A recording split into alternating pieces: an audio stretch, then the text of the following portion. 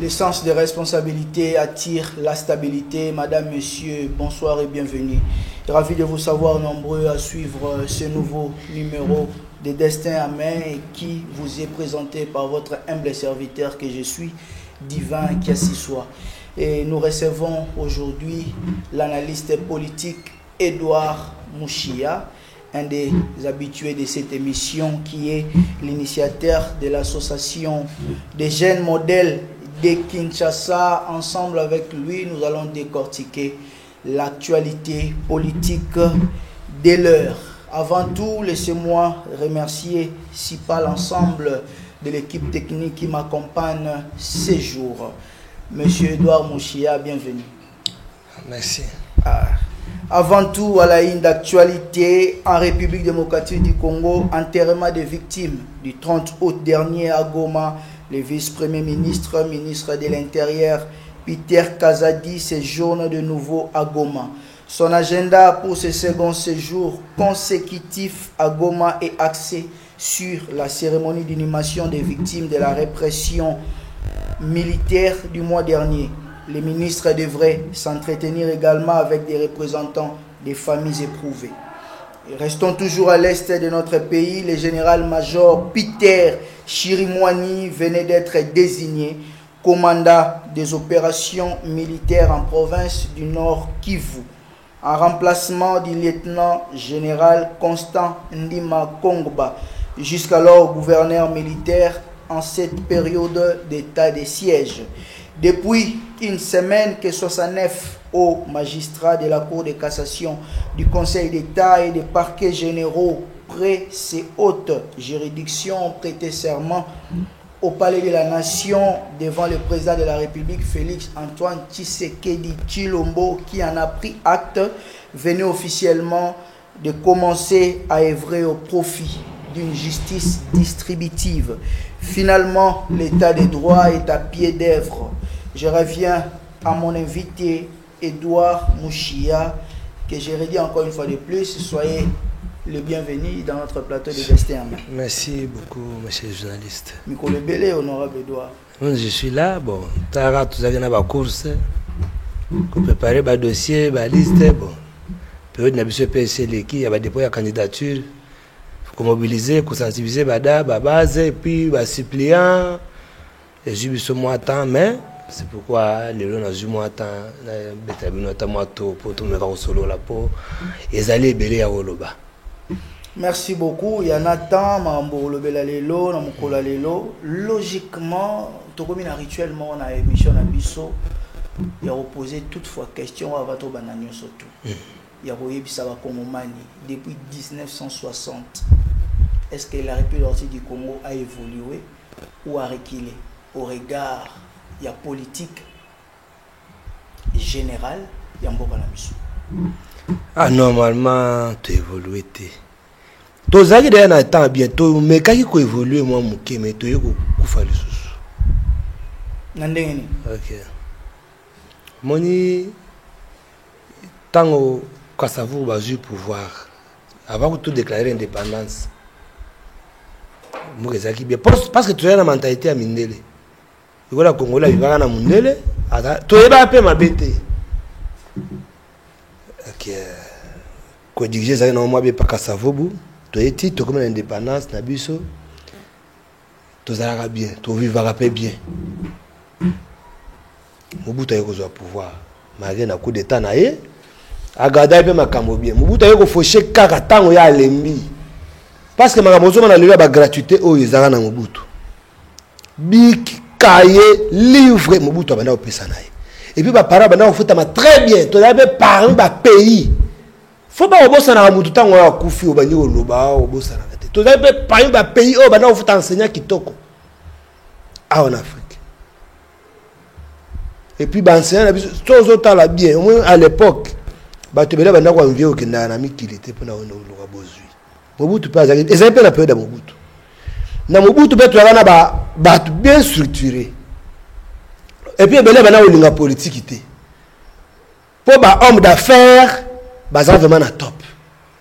Ba homme d'affaires, ba commerçant. Et puis na Mobutu, bato bana olongwa te muto bana wa viete aya ovana na Kinshasa ana ata na 10 francs te alongwa aya ovana na Kinshasa bana be Kinshasa mboka pasi mboka nzala po ko lieza na ba province so tali Équateur so ga ye c'est mbisi aya mbisi esili akokita azongi kasa ya wabo diamant teki siko na période tata mobuta keti alinga ata alembi ndembo siko ko mbi pale ndema kama ye obeba bakoma otika ba carré minier wana ozomana wana ebanda koteka mapenza te bandi koteka siko ba carré minier wana ebandi kotekama ti le ozomana bato bayolungwa ba kiso de rural ozoya na ba province bakoma okimela Kinshasa ebandaki déjà moi muke na période wana Kabila le père au pouvoir na coup d'état tant ye pa ye azana likanisi ye moko en soi likanisi zalaki mais azaya accompagné na ba troupe étrangère oyo asengaki de part d'autres na ba pays voisins bo tchanga maboko na zo pouvoir tant ye pa jupe pouvoir bazongi lebele bazonga te batikala awa likanisi pas ayi na ngope akena ngope na suwa te akufi atikeli o fils pe agir pouvoir tant Kabila fils pe agir ne pouvoir a diriger ce qu'on a période nende a juger autant la ya diriger ne ba ye zinga esiko na bato ya modèle tout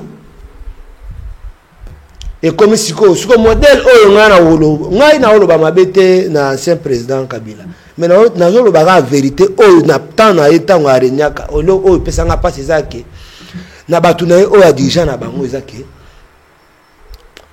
lelo homme d'affaires babomana o ba bengi homme d'affaires donc comme il pose à la bien faux zakana na politique ba carré minière ba teka tout et comment ka batu au moins là par exemple comme il lelo na kasai so batu azo ya bazo ya ba kasai bazo ya mbangu ah c'est point ba carré minière teka na yango ba tsoma déjà ba carré minière ya la diamant kone koma o ba sa maka ndenge za boye batu basate ba timbola raté mais o mabela mutu na kuté lo moko te o mabela mutu soka o timboli o kangi diamant soka o zui diamant boye koyo na ngwai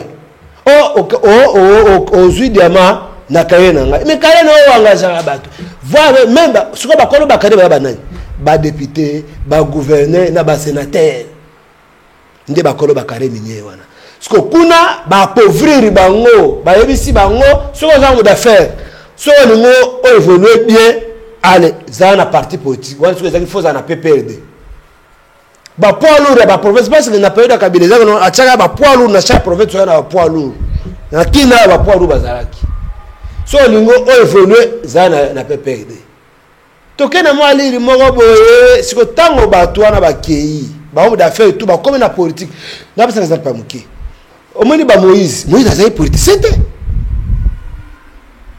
ndeko oyo ancien gouverneur ya Mbujimai oyo Ngoyi Kassaje il n'était pas politicien ce n'est pas un homme politique c'est un diamatifère bazuye kaka balobi yaka so lingo évoluer na diamant yaka okota akoti na donc plus pas na ipe na kasai kwa labi mususu ona la jeunesse na bona vie mo ta neti awa pe kutu kala mingi te awa na kebwe ta to sala ba formuler to remplir ba formuler na yekuta na homme d'affaires mo bona ba yeba ndaka bike oh vieux azo remplir pe ba fiche oh vieux yo ozo poser oh na zo poser ah donc siko tout est comme bongo économie paix économie gaga donc ya wonde mo ni ba homme d'affaires siko nyo so va disparaître ba keti nde to bo ezaka politique na politique to za na bango susuté ba millionnaire ba sila na bango to maka ba politique sikoyo tu sais que depuis aye pas côté pas jouer pouvoir tant pas jouer pouvoir arrêter quand même système wana arrêter système analyse ya depuis 1960 oui ba arrêter système wana ba arrêter même système au moins bana déboulonner système oui mais tant écoute c'est que tu as jouer pouvoir à travailler tu vois que moi des ans parce que donc groupe ya Kabila bandima te que non Kabila kene libérer la pouvoir de Syrie na ngote eza que non tu as la majorité tu es premier ministre tu as na sénat c'est que d'ailleurs moi souffle ya travailler 3 ans au nde azuma souffle ya travailler bon na 3 ans ndo saini tu connais 2 ans wana ka bango ba to asali liboswana ba se transformer le sous-souté bazingi pe le sous toujours continuer pe ka même système mais en cas zo linga changer ndenga zo meka ko changer ozoma makamutu ozozonga zonga taka tseke tango akotaki a chacune a proclamer gratuité ya enseignement o tiko tala mutu alobi enseignement gratuit mais ba combattre pe kaka guerre na guerre tina katala catholique place tout ce ya chai gratuité catholique a sali privé na sima gratuité yango ya chai privé na sima donc omoni nyonso oyo ezali ya malamu tout ekoma nango mabe tout ekoma mabe lelo congolais ko neto abo itoza ozotambola omoni pe petit mo abimi na balabala na machette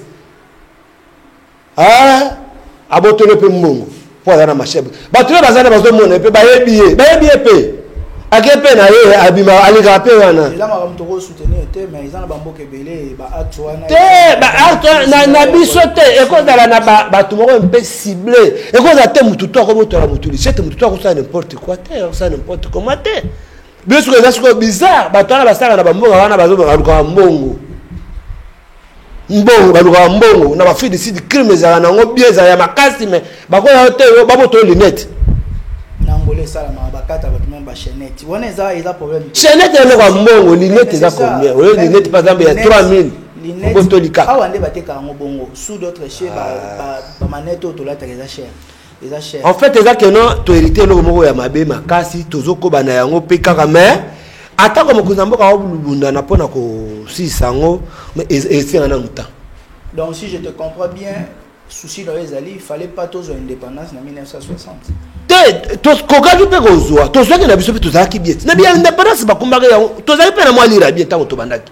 Tina Mobutu ngalo tina Mobutu ali pesa kibie tita ko peka bila ta ko peka bila le pera koti ozotanga Mobutu mais yo nanga ito ebike Mobutu mboka o balobaka mingi ye mutaboma yango tango to koma une époque ya organisation aji ba entreprise non soto mindele et comme ya bayado ya batu mwindu tu t'imagines mais on a tourné na quartier industriel na résidentiel za place ba vanda industriel place ba industrie za ba usine et consort tango jinde ti ba usine ya ba expatrié au PC on a bana mboka moto azosala activité na ye na mboka na bino normalement ça a besoin de ravitaillement na fait route ailleurs pour eya soki okati mission ya batukara mbala mo en cours de route ba ko utiliser stock ko etikali une fois que baptiser stock so stock esili entreprise papa obligé to boma yango na Mobutu pe sous ces alaka nango. Après nous sommes en train d'évoluer. Les grands problèmes ce n'est pas ça. Le problème est aito yeba ce qui depuis 1960 Timo Kolale lombo on a pu avancer te ya on a le but avancer on a pu avancer et avancer mais ndengo mekiko situé mais bitumbeza na il y a ba époque oui Mobutu le père Joseph na Félix Tshisekedi on comprend siko na bango nyon surtout qui doit-on faire confiance maintenant parce que s'il faut dire la vérité modèle na bango nyon surtout azate jusqu'ici parce que biso tout oza ko hériter likambo enyoko la biso 1960 les ali dato toujours indépendance précisément le 30 juin raison pour laquelle na rebondir na autre question pour nous est-ce que toujours regretter pourquoi toujours qu'il y a indépendance parce que selon d'autres actes genre net il y a pacte il y a Van Bilsen bah il savait que non normalement on devait avoir l'indépendance 30 ans après ça dit naba 1980 1990 là on serait assez mature capable ya wasine ba responsabilité na biso donc toujours indépendance on a prématuré selon d'autres regroupement. Bon, on a quoi appuyer le logo, on a vous ne pouvez pas l'appuyer, vous êtes libre parce que vous êtes congolais. Oui, mais logiquement, selon vous, à vous entendre parler, Congomani Bolanda Bisso, on a évolué depuis 1960. Les autres, il y aura une partie autour de la Marambo et Talibé élection. Au Tali Sabiso Makanisinayo par rapport à la gestion actuelle. Doit-on continuer à renouveler notre confiance? Nabato Bazo gérer Bisso. To photo côté bilonga sika et bilonga sika on faut baza na ba qualité ni to na ba critères. Oui pour ngai na ko souhaiter to pesa ka mokonzi wa sur place ta confiance. Il a travaillé que 3 ans. To pesa sur confiance donc to rozala ka pressé to élire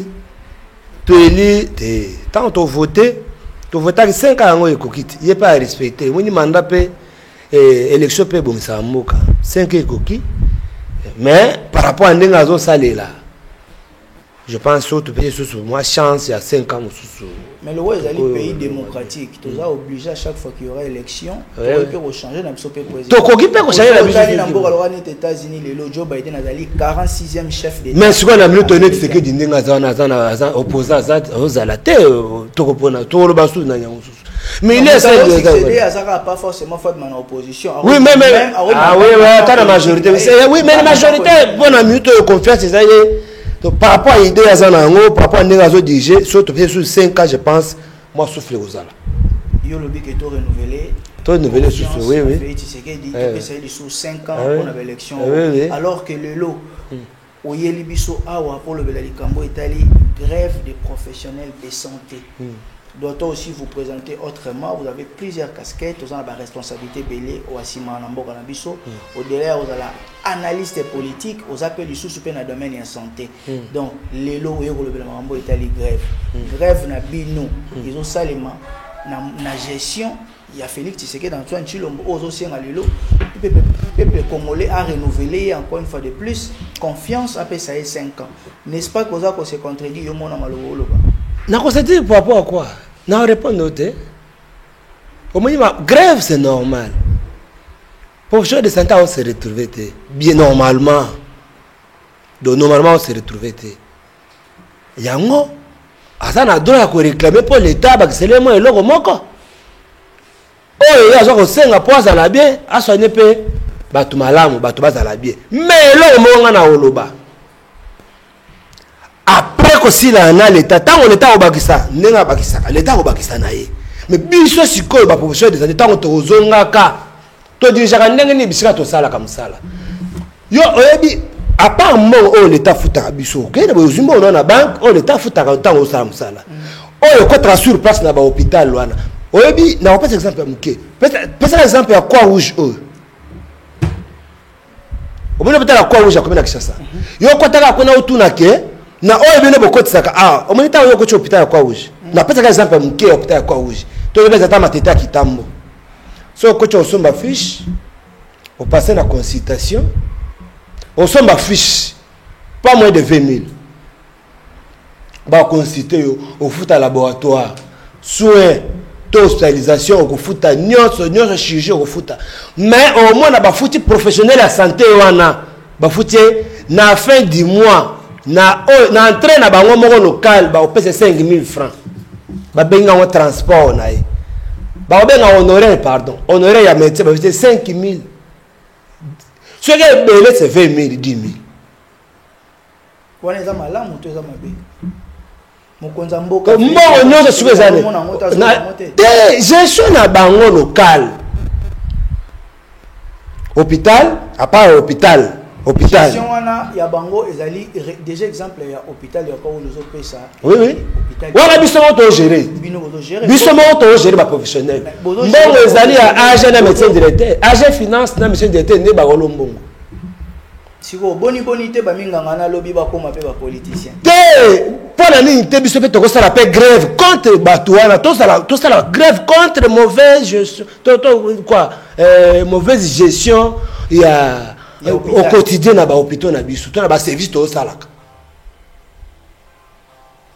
il faut tout ça là et puis il faut pour na osenga après oh ce ga sali abongisi makambo ya ba professionnel de santé na sima na yango monsieur directeur pour avant bo banda grève il a fallu bolanda procédure normale ba néglisera yango parce que bato ba kotina ebele titel bo pesi rapport pour à ça la suivi ouais les analyses na nga sali suivi tant que nga sali mingi la santé n'a pas de prix na zo biso nga na banit pe na hôpital nga na bima ngamo na hôpital na bima ngamo je suis à hôpital na bi je suis à zone donc tout le monde a même qu'à venir à taille à hôpital mama emo o ezo dala inaugurer incessamment awa tozo banga hôpital wani ko umela gestion ezala lisusu te que seulement le quoi l'agent chargé des finances na médecin directeur ba repesa bino mongo ba repesa mukie na fin du mois mo nyonso tala hôpital ekozala na ba ezana ba don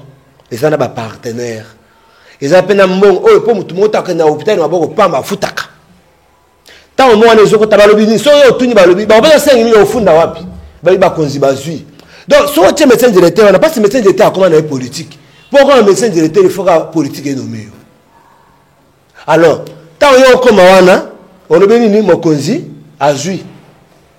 Donc attends le béni n'était na pesi mbongo to pesi ba konzi mbongo to pesi ba konzi donc mbongo ebele ko takawana ba minga o mini ba osala garde na bazwa na bango logote siko po ba se retrouver yango ndo mona lelo so ke l'hôpital ba lui faut ba opérer yo $300 au moni munga habité biso na privé yango mutu to asala boutique na ye te biso na privé so to ke pa na ngai na zo opérer o mutu opérer ngai ki ngai mutu opérer habité no so to ke pa na nga au faut 200 mais awa 300 ah pas ni bon abiki ngam na osala ngata ngam na osala kona ngabe na mtu osala lokwa we mtu osala apesha adresse ya kesa de nanda kuna siko bino na secteur ya santé ije fait quoi ko ya ko enquêter te bana bino ya ngombe fa kota mais ce qui a été inspection provinciale ya santé a osala le côté ba ko ba mastati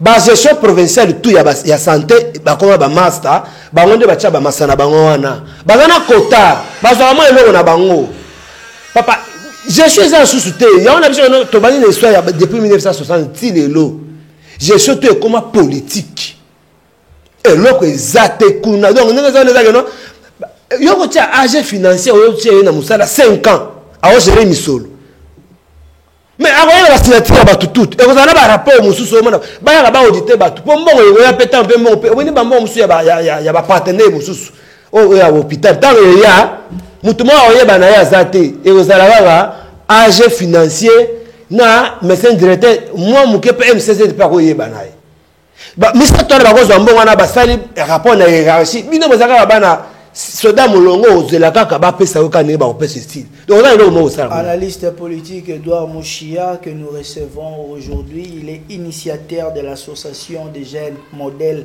de Kinshasa. Comprenez, Azali tellement touché, abattu na makambo eza ko se passer na wetali secteur ya santé ndekoji la lengete. Il est grand temps voilà le secteur financier raté ya maramususu o etali gouvernement gestion publique ba hôpitaux et faire partie ya ba pilier ya mokonzi ya mboka lelo to koti na santé universelle. Je suis en train de craindre boche santé universelle maternité orphelin traitement ba premier soin ba premier né eza gratuite au moment où ba les mêmes médecins ba osa la grève. Est-ce que batouana ba osa na longue vie ya ko bika to ya osa na bonne santé sous d'autres cieux? La santé est primordiale parce que la santé n'a pas de prix.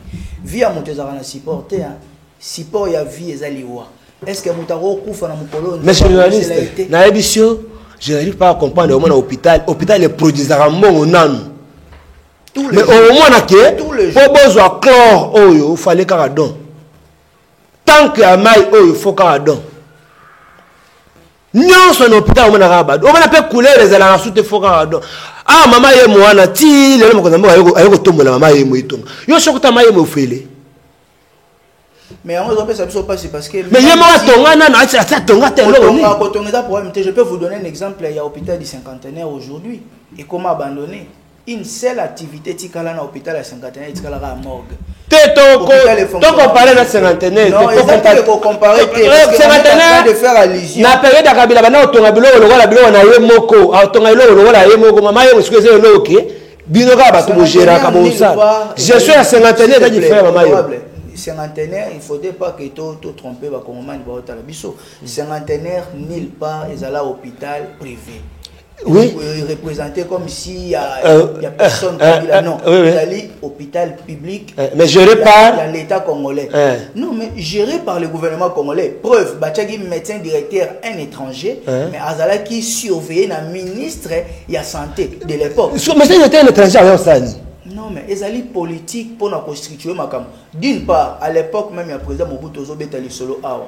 Le président Mobutu, pour la sécurité en Mbokanaye, il était obligé à nommer la banque centrale Nabiso un étranger. Oui, mais tu connais qui t'a juste connu un protocole. Mais yo ozo ça l'analyse a ozo ba bien que Mbokanabiso tozo ngisima. Et le raison si biso pesi mezali nini. On est mauvaise foi Kakat. Au-delà de mauvaise foi. On est en train de mettre des gens qui ne sont pas préparés. Yo le chap Babilo Union surtout yo zali ko déplorer awa. Lelo lobby yo peso comme na poste à responsabilité makambo bozo ne la hauteur. Pourquoi? Parce que je dois dire ici aux téléspectateurs, aux alliés prétendus candidats na Otobengi, conseillers municipaux. Oui, oui. Dites-nous aujourd'hui, fonctionnement na bino na ba municipalité et on les rend ndengeni bisoto ndimi neti ngai na sepelaki na ko tanga mesika di malobi ba candidat conseil municipal pe ba okende longo na ba député provinciaux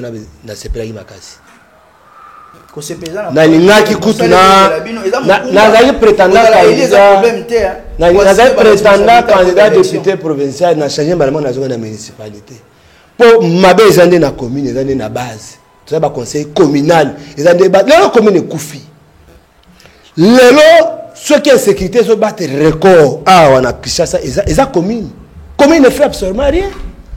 Là, la personne exemple mukeke ngai na toke poto zo attestation de naissance non na ba commune au communauté au commune a weza va comme commune de sur ba yambaki na ba agent communal au commune a weza avant comme commune déjà ba agent basaki bana ba on organise à titre physique attendez combien vous discutez de prix quand bando pesi mbongo kwa wana akeo biro ebise zoni mona ngai benga lobi na tongo gozo lobi na tongo pe apesi normal mais ne romo lobi a que no bino boza encourager les mal si tel était le cas il fallait rebeller la moto na moyibi sur place ebise non il faut na respecter procédure tant on a na commune il faut na ya na service parce que commune ezala ba service nyonso surtout il y a habitat il y a population ezali na service il y a population de place oyo batendaka pona réaliser na lobi na muta yembio libanda yo po se laisser emporter donc au participer na ki moyibi wana azobio akei babeteli o cacher na lobi biso tozo le monde évolué le système aujourd'hui ezali numérisé muto akoyi kozala yo ute kobeta lisolo awa ya ba signature falsifié il suffit que muto umela na signature pendant longtemps eba ba signature nyonso akobanda kosala buzoba susu pe oya umeli mingi na administration na secteur ya informatique aoza pe na ba cacher ya ba structure belé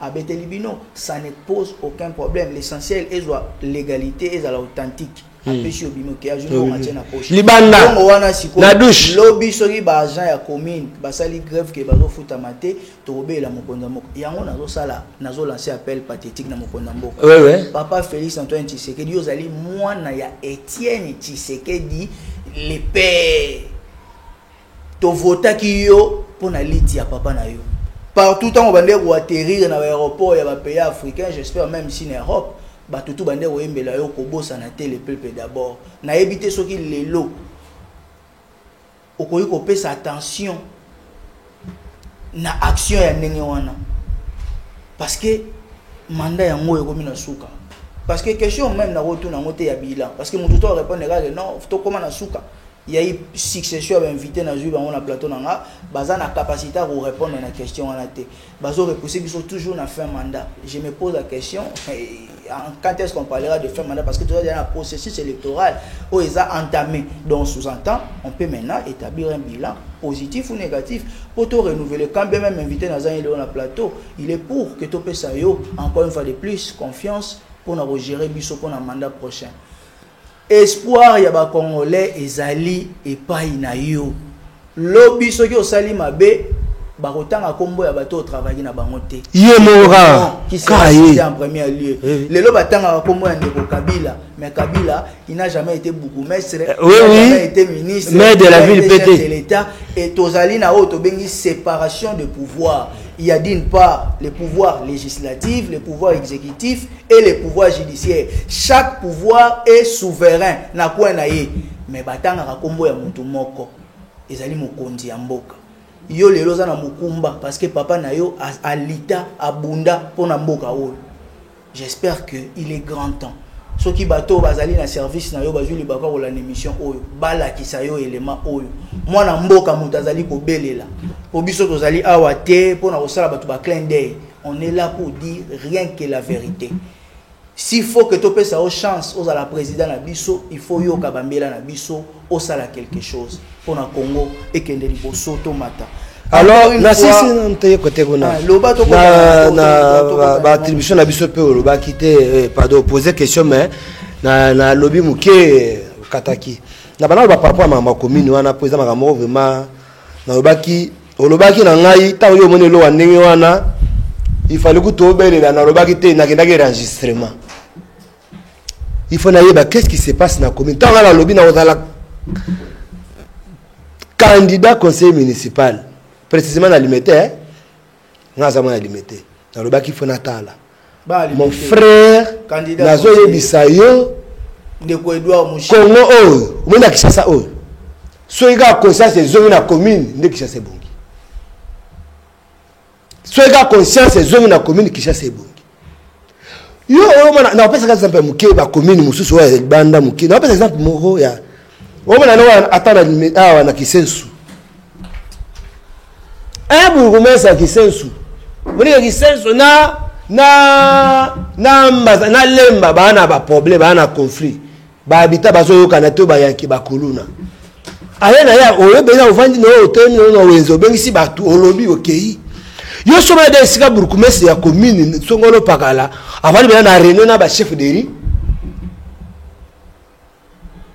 ça chef de riz ayebanité soit chef de riz ayebanité azapete alo travailler kono ne kusila kate chef de riz abotami wana na eri wana akoli na ri wana bakulu na babotami na misu na ye donc ye mo kaza capable okende tina ndanga biki no tala yebisa legi na yo atika musala okata bato machete ye mo ba obenga na kombo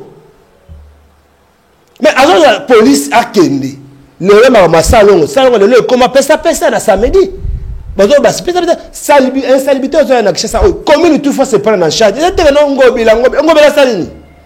ngobila salini ba luka mbongo ngai kutu premier lo na ngana otone na ngo ekozala nini okala blokozala nini ba commissionnaire tout par terre wana apport pas de commissionnaire na commune na ba quartier tout de pose wana ku faut commissionnaire et commissionnaire avant statut nini siko ozanda kundeni soko boyi ba commissionnaire siko proposer comment est-ce que ceux qui ont besoin ndaku ceux qui ont besoin ndaku on a besoin ndaku ba koma maison à louer na mir na chaque avenue ba koma maison à louer na mir so on est que omoni ba komi maison à louer maison au côté so ko côté ba ko signer contrat de bail ko signer na commune et non na ndaku comme un individu pourtant le koya pour commune ko za la tête non et ya ko pesa kaka ba bien nini avis de nini avis de quoi ceux qui bailleur na locataire ba yoganité ba la communauté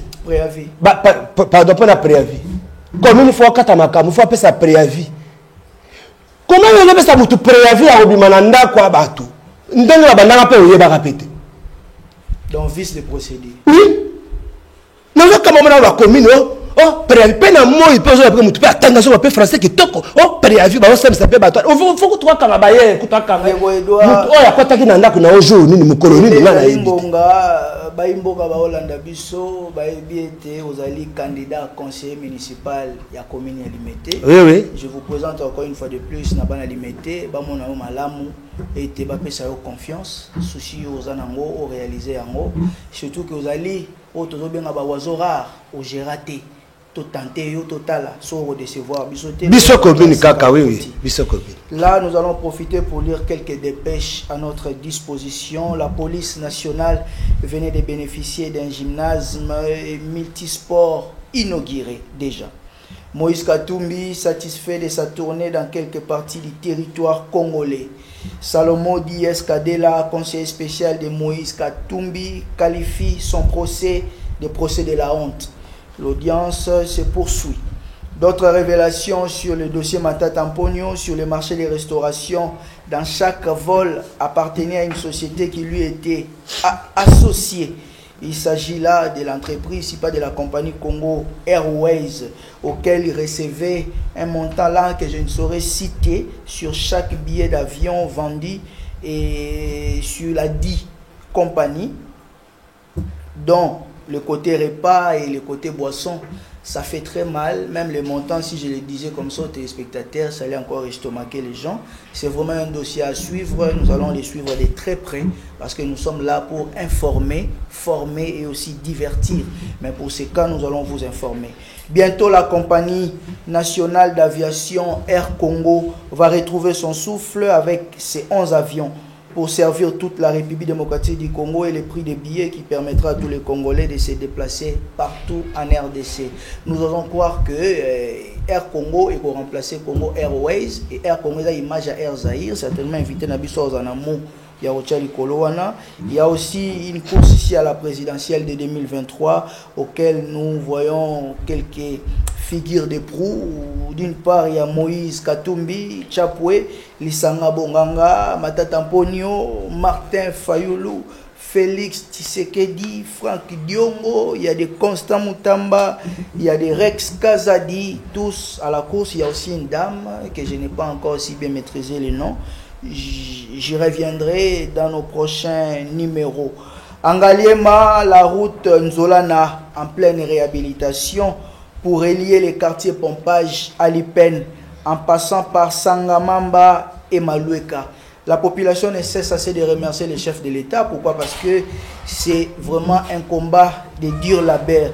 Nous profitons aussi de cette occasion. Il nous est sans ignorer que nous sommes en train de vivre une semaine dédiée à l'ONU au niveau de l'Assemblée nationale, auquel notre même chef de l'État congolais, Félix-Antoine Tshisekedi, séjourne. Certainement, il prendra aussi la parole pour intervenir du haut du tribune des Nations Unies. Déjà, avec le parcours de certains chefs d'État, il a participé et a pris la parole à la tribune des Nations Unies. Et ils ont beaucoup plus abordé la question liée à l'Ukraine. Nous cessons de nous poser la question à quand l'Assemblée générale des Nations Unies tablera aussi sur la question de l'Est de notre pays. Quand même le chef de l'État a connu pour le Bélayango et mon attribué des Nations Unies, mais nous aimerions aussi écouter d'autres pays se joindre à nous pour parler de la situation qui gangrène notre pays. Il y a de cela plus d'une décennie. La guerre à l'Est, ça ne suffit pas de faire des déclarations que les M23, c'est vraiment une armée appuyée par le gouvernement rwandais, mais il faut dire qu'il y ait aussi des sanctions.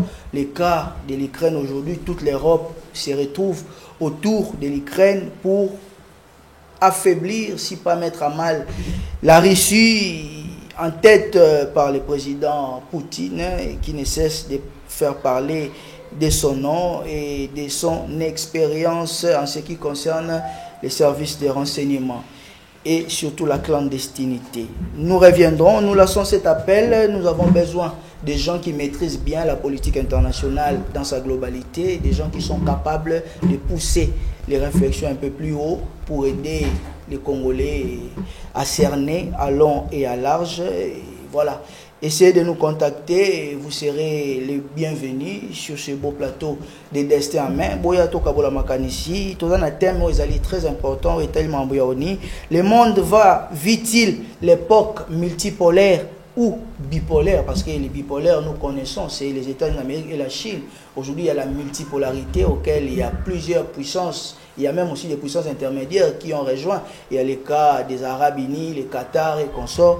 Et ce sont des jeunes puissances au Pélélo, multipolarité. Il y a la Russie aussi qui est dedans, l'un des grandes puissances.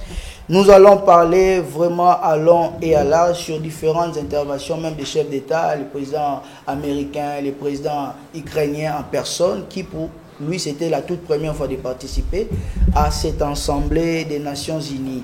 Voilà, je reviens à notre invité. Parlons un tout petit peu ici de la course à la présidentielle. Comment voyez-vous ces enjeux à la présidentielle? C'est-à-dire quoi? Parmi les candidats? Oui, parmi les candidats. Précité ici, Moïse Katumbi, Lisanga Bonganga, Franck Diongo, Matata Mponio, Félix-Antoine Tshisekedi. Tosu Randeni. Tosu Randeni, papa. Parce que l'opposant va être belé. Les bananes.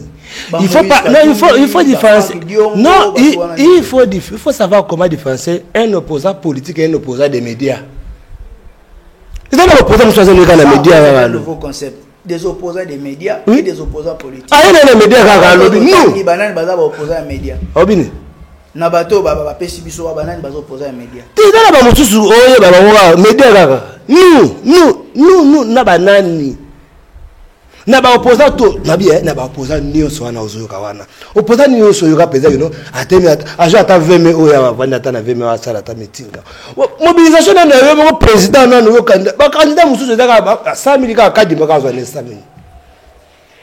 Un opposant faut banana avant to baka ata opposant kaka te. Opposant kaka te.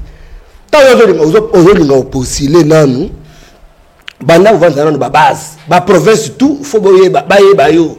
parti dans la province nyonso ozana ba mobilisateur na chaque province mais au moins mutu mususu awa na Kinshasa awa kutu donc jamais on va ta to bakata na changu ata na kitambo ka yango moke velodrome yango azana velodrome a retourner ça kuta ta velodrome te mais bon azana ye mutu aza congolais za droit na ye akoposé na ye mais ezaka ko embrier kaka donc Congo eko bonga ka jour to zo ata deux candidats ou trois candidats na course bavandi ba se constater la course po ba mususu wana ozo cité wana na olinga to kota na ba détail et loro moko te ezana ba constant mutambalobi au Kagame soit remis président et puis Rwanda comme 27e province ya RDC ozo croire na dans la vision ya bongo mais constant mutambana na foi na ye wana za kondima na ye tibonga na oboya onde na okomanta ngo pete po eza foi ya na foi na ye za kondima ki ya yeso la vie akangi Kagame donc oyo tout bazana pouvoir awa ba ko kanga ete ka yende mutu ya kama moko kangi no Kagame bon peut-être na foi na ye aza bimona force aza na ngobo ako kanga na ye c'est pas grave bon. Comme il a 100 000 na ye ako pesa na ye opposition comme candidat président il y a opposition mais il s'agit de quelle opposition lui il fait l'opposition républicaine ba opposition eza ndeni na ndeni en commun l'opposition radicale et l'opposition républicaine yoko tundo uto bisabiso opposition mususu ya on a posé question opposition média na opposition politique oui mais la majorité des phares comme ça tu bezara na opposition républicaine mais na terrain opposition radicale eza ba fayulu opposition républicaine eza incarné na si on opposition radicale oya ba fayulu bana combien de candidats bon on surtout presque déjà bon tout na banane Matata Mpona a déposé oui et Moïse Katumbi Kalata Zoya et Martin Fayulu Kalata non lui ne sera pas non il y a aux candidats Fayulu ne sera pas candidat aux candidats dans miracle il y a une élection bah débat ba candidature ba chef d'état c'est clôturé comment yo kata na poser oh tu vois les commissions sentiment politique sentiment politique oui comme sentiment politique c'est un acteur politique mais dans l'état politique yo et bandela ya processus électoral yo boya ki déjà aboya ite ka participer ba militant no ba postuler azalaki na besoin ya clarté affiché électoral oui mais clarté ko ba déclarer na kati ya nzungu so numéro zo mina nuta opposé numéro na bibo ya numéro zo mina nuta opposé suneni non prétendu plutôt candidat Fayulu akima élection banda kala asa qui élection kala ye ko classer na banini yo to comprendre ko soutenir chef de l'état non parce que profil ya moko na moko na ko détailler na biso que non vérité zabu Fayulu na boya élection banda kala yo sur mona de nabi cité ka moko na mona biso boy toba nani lisanga bonganga azala candidat président ya lemba kaka to aza candidat président ata Kinshasa oyo vraiment lisanga sous-estimé et bongo Matata Mpona la président ya commune Matata Mpona azolinga ko échapper par rapport à ba problème juridique aza nango pourtant ba kanga ya bakeno naza opposant ne bakalinga et bongo Fangdio aza candidat président il est assez possible de faire une opposition. Oui, à opposition, déjà opposé. Viens à Salita Moïse. Moïse, c'est le cas. Moïse, c'est le cas. Même la Bible, c'est le cas. Mais là, ça soutient. Tant Moïse, Moïse, le président Mazembe. En plein les alaka, mais tout est comme déjà par terre. Il n'y a rien. Quand on a solo monté, Moïse, le mythe soit Moïse a quitté l'aéroport, vous allez au Kangamanangote. Ensemble, ce qui est beau, c'est on a vient, dans une vérité, on a vient dans l'aïe, dans une vérité, ok. Viens, parce que le candidat conseiller municipal à la commune à Yoka, viens, viens pour les abouilles, viens pour les abouilles. Viens, il fallait abandonner le recrutement à un nouveau animateur. On m'a dit, gaz via Zaïna en 2016, 2017, 2018. Bah, tout en recrutant. Azara vraiment la base de ma casse, il y a un grand communicateur. Bazaraka. Nyonso bakoni, bakota na politique, bakona mbo na bango. Et là, il y a Azara stratégie. Et là, il fallait abandonner à récolter sous le nouveau animateur Yassika. Abandonner sous classe. A tiré dans la doyer wana, bakoma obima ko cracher. Mais dès que ça va au Kangana Moïse. C'est quoi, viens, yemoko amusons ici, Sima. Et s'il y a combien de minutes, on a sur le terrain. Moi, Edouard, merci.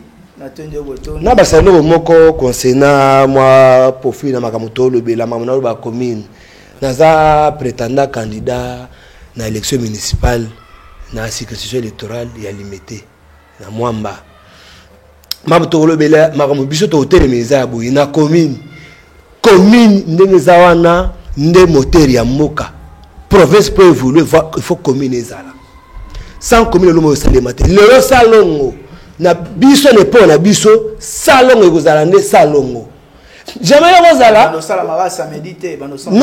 salongo ça samedi ezala jour ya contrôle ya vérification ya salongo si le salongo a été effectif ce salongo salemaki TV Zangonga ya mibale hôpital ba centre tout ya ba commune fezonga na mikolo ezali koya po lobela ba projet nous surtout parce que vous avez encore tout le temps et campagne et banina noté te banina te wana ezakaka moi ba profil ya mike pona bana mboka bayoka ndenge makambo ezala mingi ya oloba to profiter nango encore une fois de plus je rappelle aussi ba tunyo surtout bazali prétendu candidat soit à l'élection présidentielle députation nationale provinciale ba conseiller municipal surtout la chaîne Royal Télévision ouvre ses portes à votre disposition pour la communication, pour la visibilité. Il y a surtout dans le processus électoral. Tous allez voir pour nous accompagner dans l'élection. L'émission est là à votre entière disposition et d'autres branches et secteurs où ils allaient représenter dans la structure Royal Télévision et s'ouvre encore une fois de plus pour votre intérêt. Nous sommes là pour vous servir. Il n'y a pas mieux qu'ailleurs que dans Royal Télévision. Mesdames, Messieurs, merci de votre attention soutenue. Ça a été encore une fois de plus un réel plaisir. Et de me joindre à vous, il y a Ozali Bosonabino pour nous repartager Nandeko Edouard Mouchia Ouazali, initiateur et association des jeunes modèles de Kinshasa. Quant à moi, je vous retrouve dans un délai très proche. Je vous laisse en continuant des programmes de Royal Télévision. Encore une fois de plus, n'oubliez surtout pas qu'il y a un destin à prendre en main. Mesdames, Messieurs, au revoir.